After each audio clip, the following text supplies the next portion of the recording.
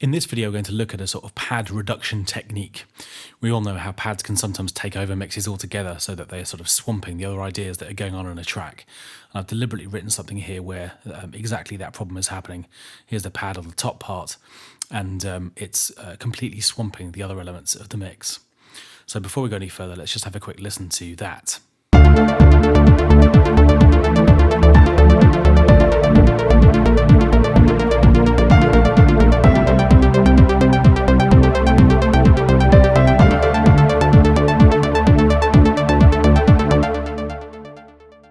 Okay, so everything else is kind of fighting for space.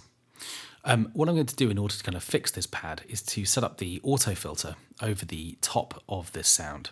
So rather than relying on the ES2's filters, what I'm going to do is to set up a separate filter routing. I'm going to use a bandpass filter. Now, bandpass filters scoop out bass below the cutoff frequency, and they scoop out treble above it. So in other words, they thin the sounds right out, concentrating on the middle of the sound. And here's the original pad.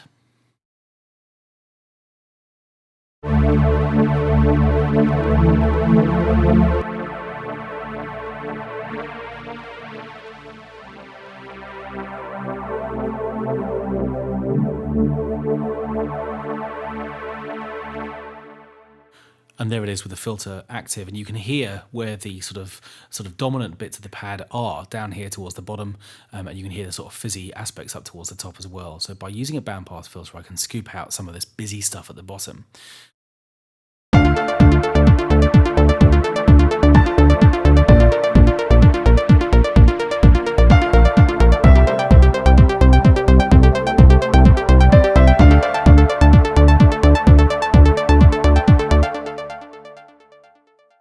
And suddenly there's loads more room for the piano part, which originally was fighting it. Now it's actually too loud. There's sort of too much going on in that piano volume, so I've been able to scoop that down a little bit. Now let's latch the cutoff frequency.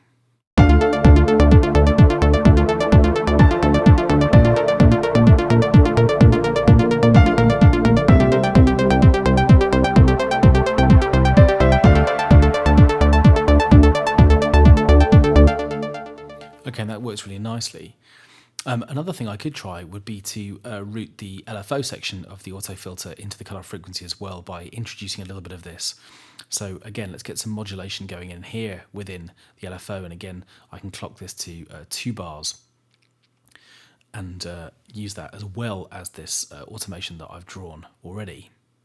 And if for any reason you're worried that you've actually scooped out too much weight, what you can do is to introduce some dry signal up here in the top right hand corner to bring back in some of the original sound.